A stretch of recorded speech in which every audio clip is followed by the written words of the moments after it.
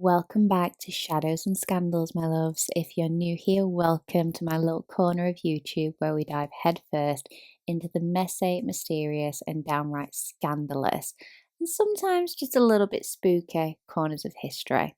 If you're into drama, intrigue, and a little sprinkle of chaos from the past, then you're in the right place. Today, we're hopping across the pond to talk about one of the darkest, weirdest, and literally most dramatic events in American history, the Salem Witch Trials. It's got everything. It's got fear, betrayal, and believe it or not, hidden love stories. Grab yourselves a cuppa, maybe light a candle for a little bit of ambience, and let's get into it. All right, picture this. It's 1692 in Salem Village, Massachusetts.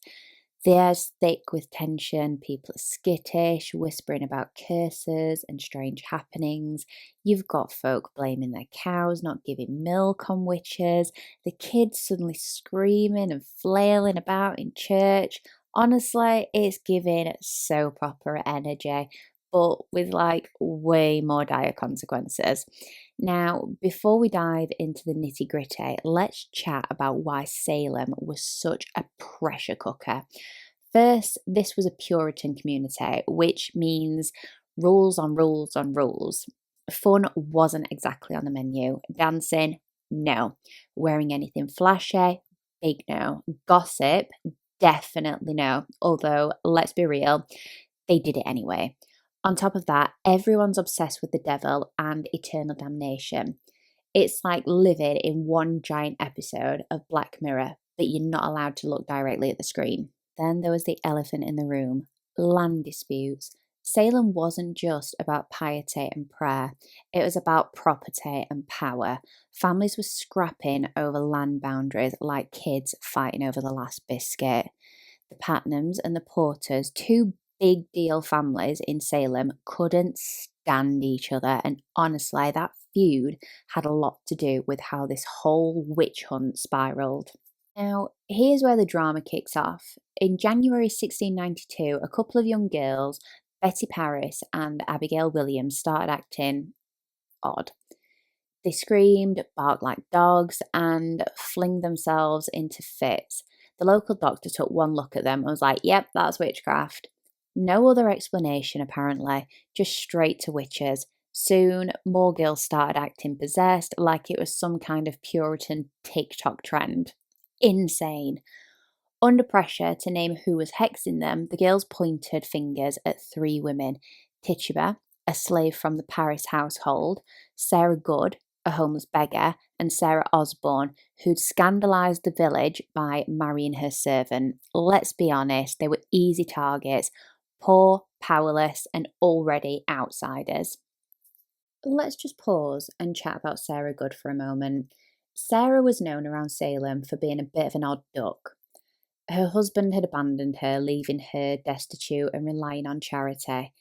This, in a community obsessed with self reliance and godliness, made her an easy scapegoat. Sarah had a habit of muttering under her breath, which people claimed were curses.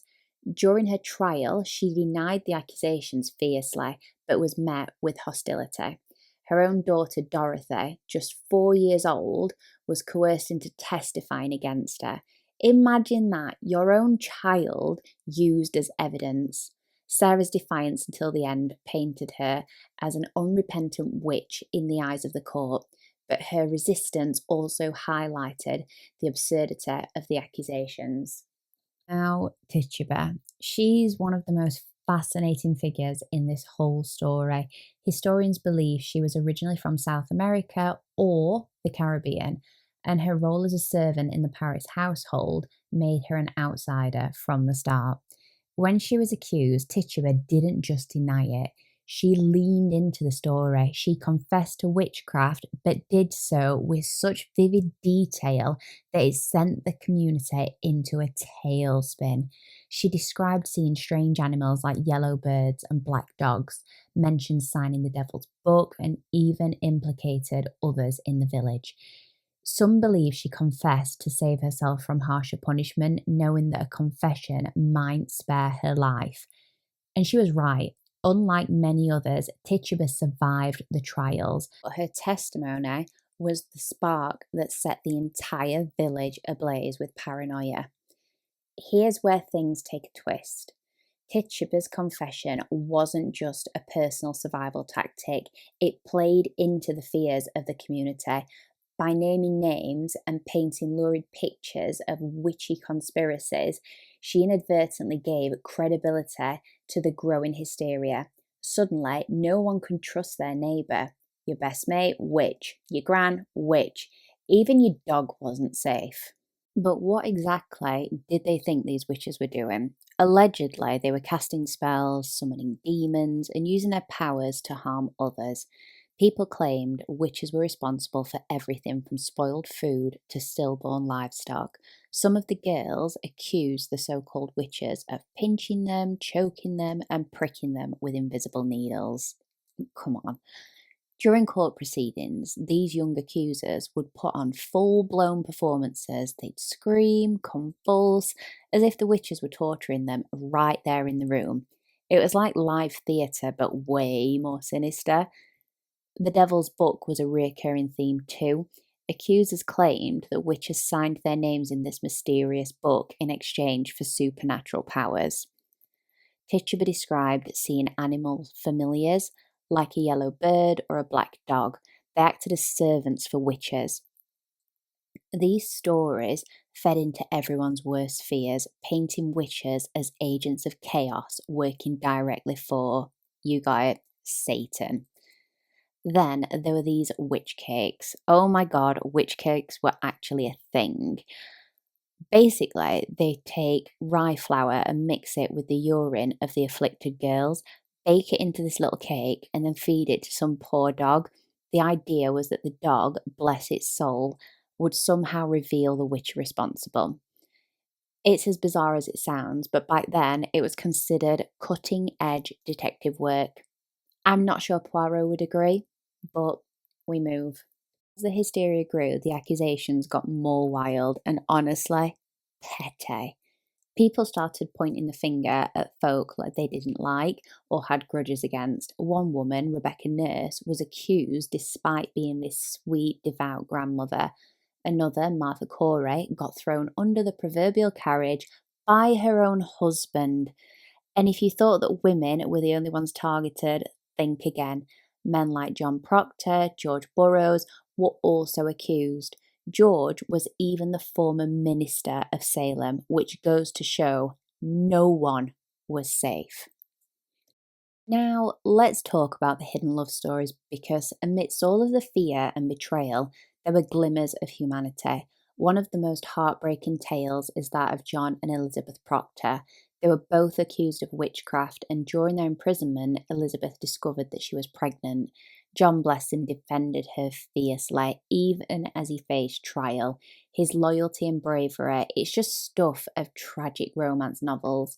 In the end, John was executed, but Elizabeth survived, later giving birth to their child. It's a small, bittersweet victory in a sea of tragedy. Then there's Giles Corey, who, get this, refused to plead guilty or not guilty when he was accused. But why? I'll tell you why. Because if he pleaded guilty, his property would be confiscated, leaving his family with nothing, so the authorities pressed him to death. Literally, they placed heavy stones on his chest to try and force him to speak. His last words were, "More weight." Talk about going out like an absolute legend. I mean, the poor man, but wow, so much strength. Now, we can't forget about the whispers of the secret love affairs between some of the men in Salem and the women who were accused. Though records are sparse, it's said that the tensions between lovers or spurned advances sometimes fueled accusations. For instance, there were claims of certain men accusing women they had courted but who had rejected them. Others suggested that hidden dalliance led to jealousy and suspicion, making it all too easy to label someone a witch when relationships turned sour. These undercurrents of love, betrayal, and jealousy added a tangled layer to the already chaotic trials. By the time the trials ended in early 1693, 20 people had been executed and many more had suffered in jail. So, what brought this madness to a close? For starters, people started questioning the evidence. A spectral evidence where someone claimed a witch's spirit attacked them in a dream was a major part of the trials, but it wasn't exactly solid proof. Increasingly, folk were like, hang on a minute, maybe we shouldn't be sentencing people to death based on dreams and dog cakes. I mean, come on, why did it take so long? The tide turned when Governor William Phips, whose own wife had been accused, stepped in and put a stop to the trials. And let me tell you, his wife being accused, that's where things got really interesting. Mary Phips, the governor's wife, was a prominent and well connected woman, but even she couldn't escape the paranoia of the time. Rumours swirled that her influence and education made her a target, as many believed a woman with knowledge was unnatural. Seriously, I've said it before in my Anne Boleyn video. We would be screwed if this was now. Anyway, I digress. Or worse, dangerous. Some whispers even suggested that she was named out of spite by those who resented her position and power. Whatever the reason, her accusation was a wake-up call for the governor, who realised just how far out of hand things had got. He prohibited further arrests and disbanded the special court that had been handling the cases. In 1693, the remaining accused were released, and the use of spectral evidence was formally rejected. The courts even declared a day of fasting and soul searching to atone for what had happened, which honestly feels like the bare minimum, but there you go. Actually, the Massachusetts government began to recognise the injustice of what had happened. In 1702, the trials were declared unlawful, and over the following decades, steps were taken to make amends. In 1711, a bill was passed restoring the good names of many of the accused and granted financial restitution to their families. The total amount was around £600, which is approximately 2.2 million in today's money. It's a significant sum for the time, though it hardly made up for the loss of life and the trauma endured. Even so, not all families received restitution, and the stigma lingered for years. Some descendants continue to fight to clear their ancestors' names, with the final exonerations not coming until 2001. That's right, it took over 300 years for all the accused to be fully vindicated. It's a sobering reminder of how long the shadow of injustice can last. So, what can we learn from the Salem Witch Trials? For one, fear and paranoia can make people do awful things. And two, love and loyalty can still shine through, even in the darkest times. The Salem Witch Trials weren't just about witches, they were about power, fear, and how easily a community can unravel when trust is replaced with suspicion. Thank you so much for joining me on this wild ride through history. If you enjoyed this video, give it a thumbs up, subscribe to the channel, and let me know in the comments which historical scandal we should dive into next. Until then, stay curious, stay fabulous, and I'll see you next time. Bye, my loves.